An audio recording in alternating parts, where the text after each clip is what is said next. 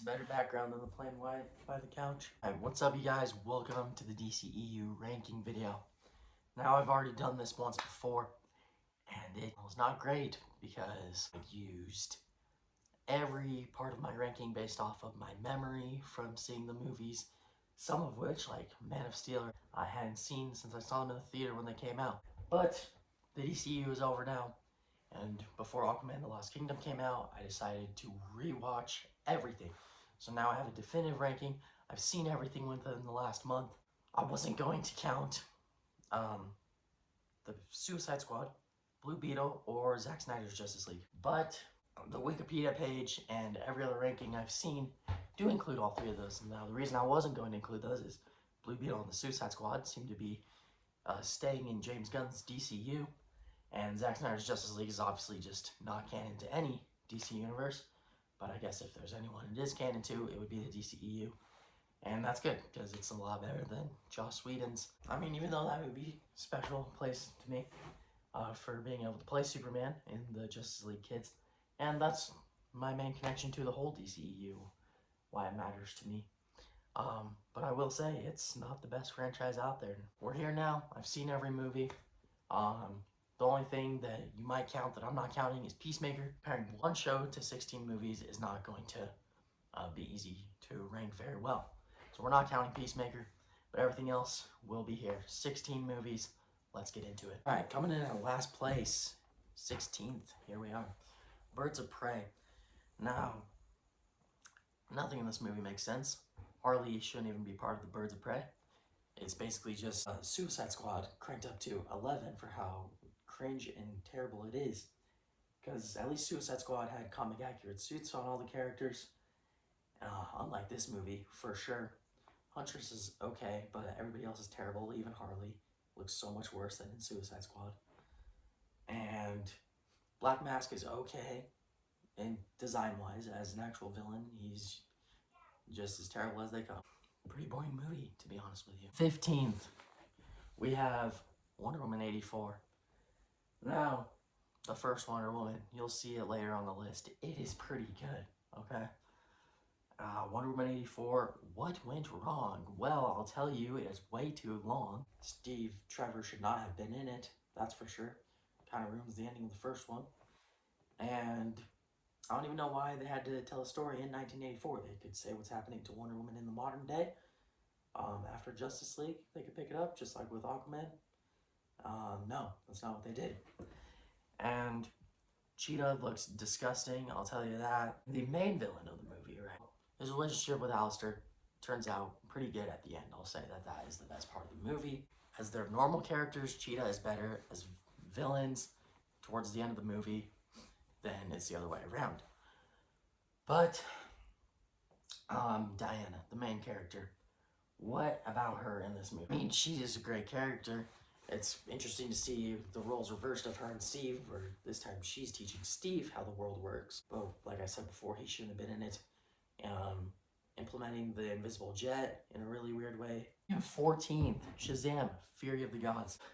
The suits are all way less comic accurate. I don't know why the DCU is so good with comic accurate suits, and then they throw them away towards the end. I do like that they said Captain Marvel in the movie, because that is the character's actual name, but they won't use it.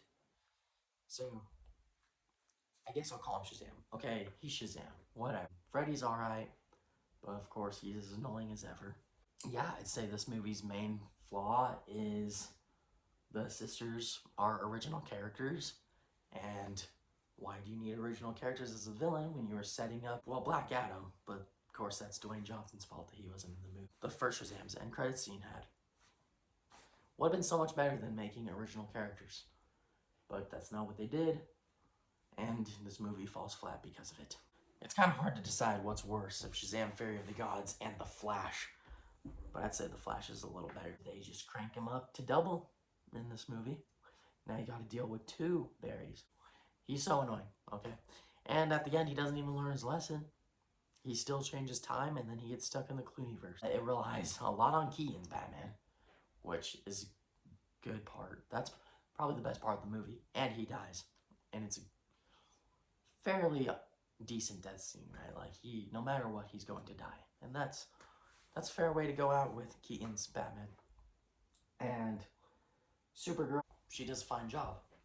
But just as Kara, I'll tell you, she doesn't act anything like Kara. The worst part of the movie is all the cameos, which, unlike most people, I don't really care about the terrible CGI cameos from all these old DC actors.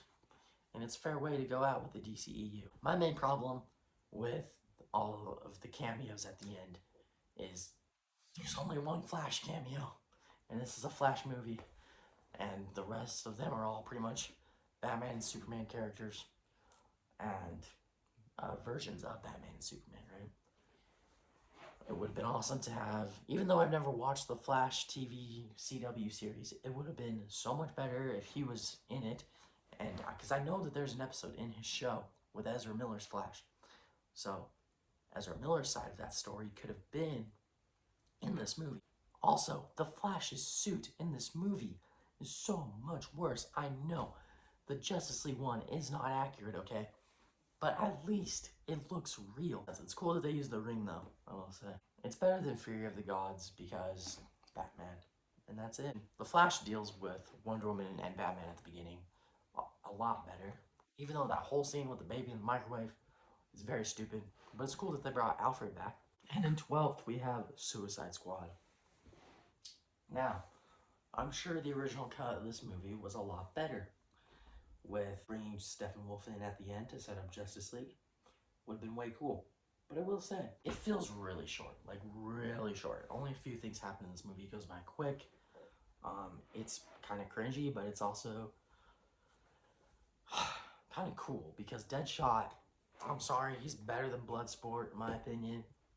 I wish Deadshot would have been in the Suicide Squad instead of Bloodsport, but Bloodsport's still cool, you know. Killer Croc, probably the least accurate looking, because he's pretty disgusting. But he's kind of supposed to be. Harley is a selling point, I guess. And Joker, he's barely even in the movie, which is good because he's terrible. Everybody knows that though. Harley, I don't know, she's like in the middle for me. She's much better in the Suicide Squad though, for sure. Oh, it's pretty cool that Waller will take out people. Like, it's good that they showed that. And Batman being in the movie, beginning and end, is pretty cool. Boomerang, Harley, and Flag are all so much better in the Suicide Squad, so just watch that one instead. Even Joker is better in Zack Snyder's Justice League, and he's not even that good in that movie. So, alright, next up is Shazam. I know, it's a little low on the list. My original ranking, I'm pretty sure it was like number 1, which, I don't know why my opinion has changed so much. Probably just I'm older and he's less funny to me now. The whole Superman thing is really pushed in there, especially since Henry Cavill isn't playing Superman in the movie. Yeah, it just feels forced, and the Shazam family, how it comes to be, I don't know. I don't love it. I'd say you really only need Captain Marvel Jr. and Mary Marvel, right? But that's okay. It's okay. The family dynamic is still fun. It's just a lot less funny than I remember. And the main villain, who, come on, give me a break. He's a stupid villain, okay? And Shazam breaking the staff being the whole plot of the second one is incredibly lame too. It's fun family movie, but the overall superhero aspect, they have accurate suits, and it's cool to see Billy turn into Captain Marvel or Shazam. And that's about it. Next up is Aquaman. Talo Khan is so much cooler. Because Atlantis has some cool things, but it feels like space, you know? It doesn't really feel like the ocean that much. Mira is not a great character. Her dad is definitely not a great character. The Willem Dafoe's character, he's just not interesting at all, dude. They're like, oh, he's so close to Arthur, and when he dies, it's so sad. But I don't know, I didn't really feel that connection when I was watching it. And Orem makes for a good villain. He's one of the better DCEU villains, I will say. Up next, though, is Justice League. Joss Whedon's. I will say it's not as bad as people say. And part of that is probably just my connection with the movie, but really, it's not as bad as people say. Yeah, the characters are underdeveloped, the tone is goofy, and everything is just dark in color, right? And Steppenwolf doesn't even feel like a developed villain, but that is of course because of Suicide Squad's reshoots. I'll say I don't know if this is Joss Whedon's part, but it feels a lot like Avengers when they're all deciding to bring Superman back to life. And that is actually really cool to see all the teammates interacting with each other. Why does Avengers do it so much better? I don't know, probably because we all know these characters really well already because they have their own individual movies. What's the point? I mean, I love Superman, he's my favorite character, but what's the point in bringing him back to life if he's not going to be used in any of the future movies? And I will say, the best character in this movie, hands down, Cyborg. Okay, Ray Fisher, excellent job. Why is he the one who didn't get their own movie? He feels like the main character for sure. Ryan Reynolds' Green Lantern was originally supposed to be the first movie in the DCEU, and he would have been on this Justice League team. I would have been okay with that, man. Would have been cool to have on this team, I'm sure. But that movie failed, so they put Cyborg on instead, which ended up, shoot, it works. Green Lantern's cool, but in this movie, Cyborg rocks. All right, in eighth, we have Aquaman and the Lost Kingdom, the finale. Now, what's good about this movie? People say it's overly silly. I like how silly it is. Aquaman and Orm work really well together. Black Manta is probably the main problem with the movie because he was set up so well to be a great villain, and in this movie he's still set up great. And then they tag on some random king at the end. Should have just been final battle with Black Manta.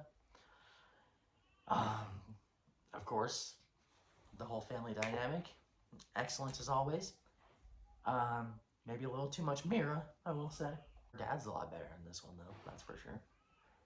And yeah, I like it more than the first Aquaman just because um, it's like they're both not good movies, but this one's just more fun to watch, I'd say, because the first one is kind of boring. It was not a good conclusion for the DCEU, that's for sure.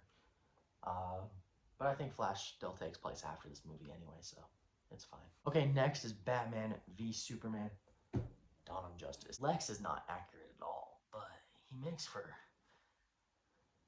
a fairly good villain. But they set him up well for the Legion of Doom with Slade Wilson, who's awesome, and then that movie didn't end up happening. Could have been a cool finale for the universe, though. Legion of Doom versus Justice League. But of course, nothing works out well for this universe, and so Lex is just left as a weirdo in this movie, like the Batman movie of this universe. And there's not a lot of Batman stuff other than Bruce and Alfred, and it's cool to see the journey of Bruce and how he thinks Superman is a bad guy. But it's also like a Man of Steel sequel, and that part is done a lot better. Clark is going to work at Daily Planet. He's still with Lois, and when Superman and Batman finally team up at the end, is actually Phil's art. I mean, we barely even know about Robin is dead, and would have liked to see that on the screen. Make Joker a real character, and there's a little bit of Flash in the future.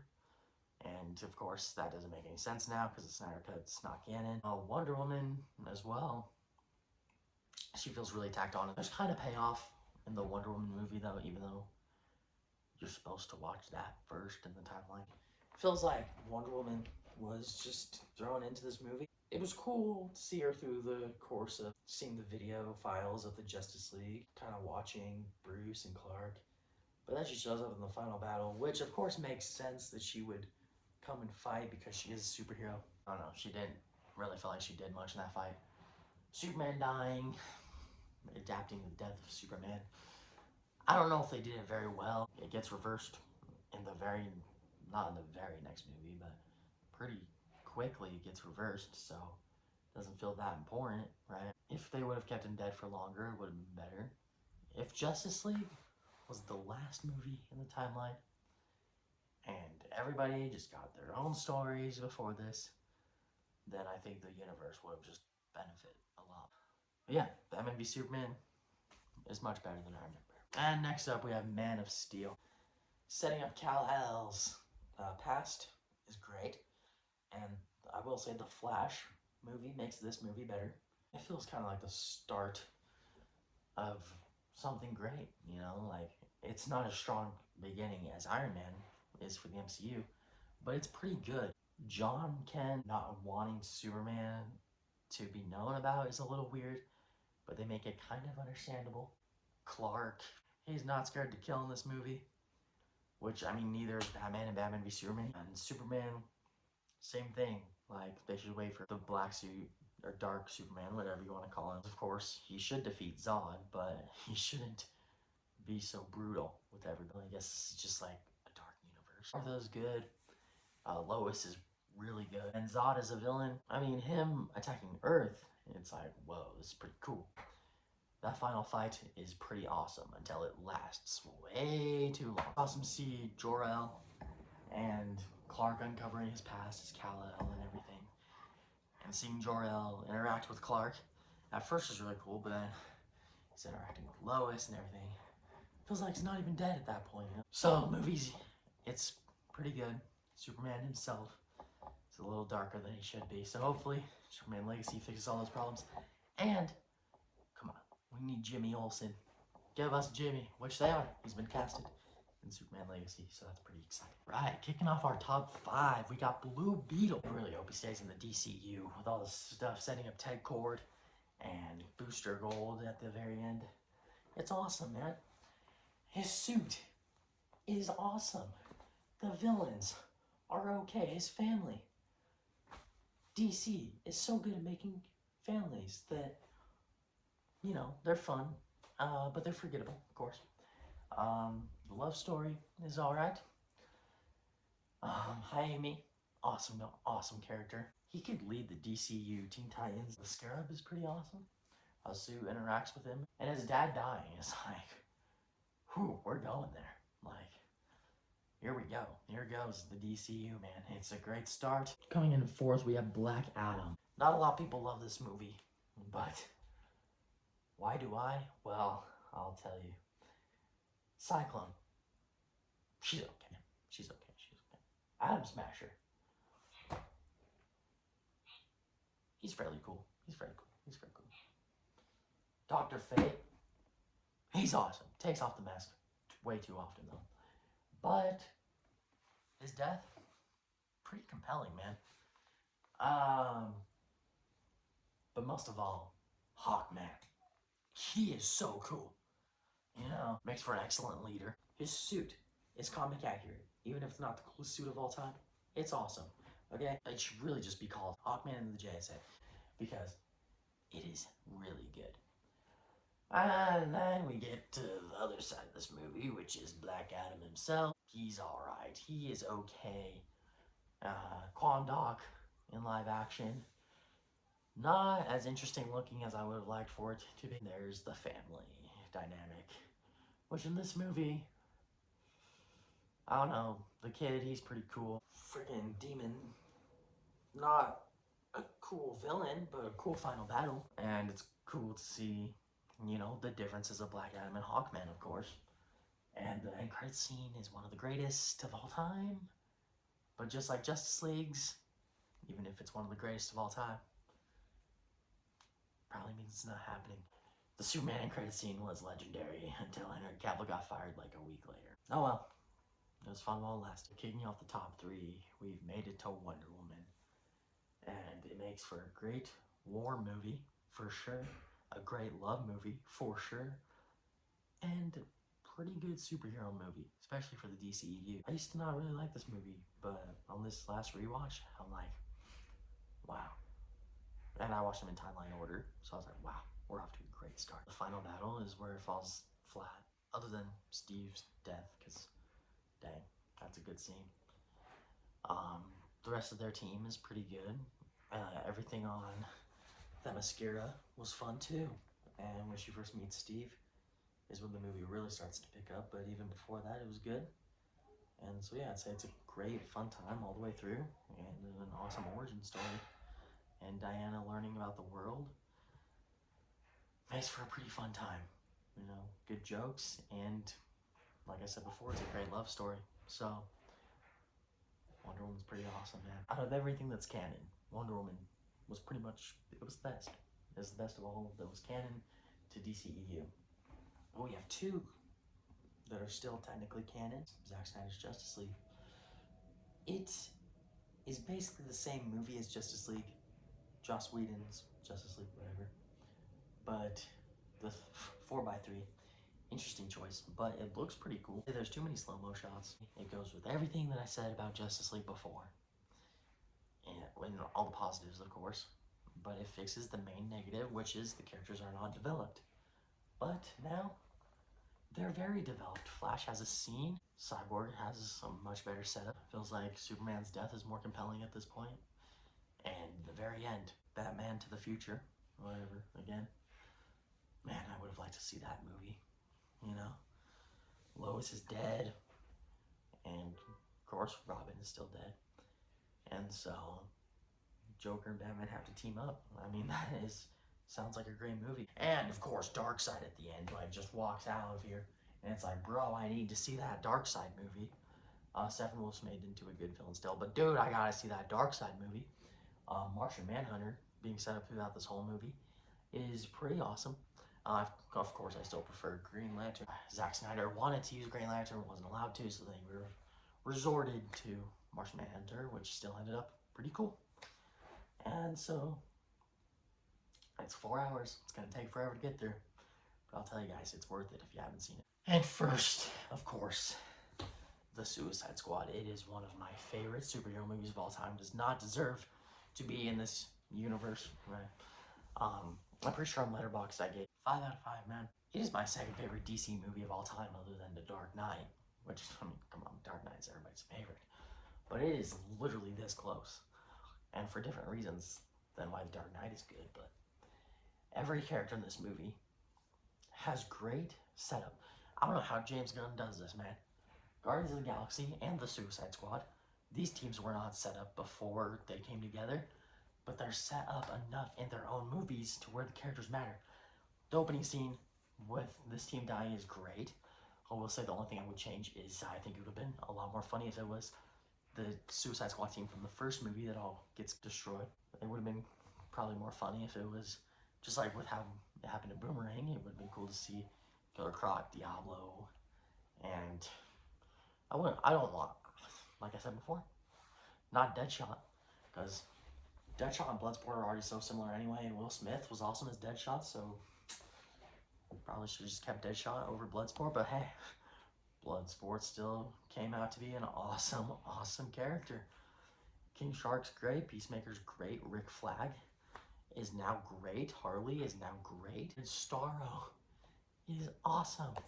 Ratcatcher and Polka Dot Man, I forgot to say, but they are really cool too. Just got pretty much nothing negative to say about this movie, other than I would have liked if Deadshot was in it as main character, and the original Suicide Squad team is who got taken out at the beginning instead of this new team of people we don't really care about. But it is still awesome, and with all that happens at the beginning, it's like you never know who we're gonna lose throughout the movie, and we end up losing Rick Flag is probably the biggest one, and then that sets up Peacemaker.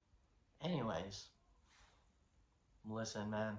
If I were James Gunn, what would I do now? Well, you've just gotten the job of a life. So, man, if I were him now, job of a lifetime, don't bring back any of the DCEU characters that are connected, of course, to each other. The Suicide Squad, you could, of course, use. They're your characters, man. Blue Beetle, easy. Bring him in the DCU. And every other living character from the Suicide Squad, DCU, man. And just Creature Commandos, I'm sure it's going to be great. Rick Flag Sr., the Weasel, everybody coming back. And of course, Superman Legacy. Lanterns, Brave and the Bold, awesome. But Superman Legacy, man, that is where you either make it with this next DCEU universe, or you could lose it right there. If Superman Legacy's not good, then you're gonna lose everybody. If that movie's good, we're looking at a great DC cinematic universe, I'm sure, and I cannot wait to see it. I'll see you guys next time.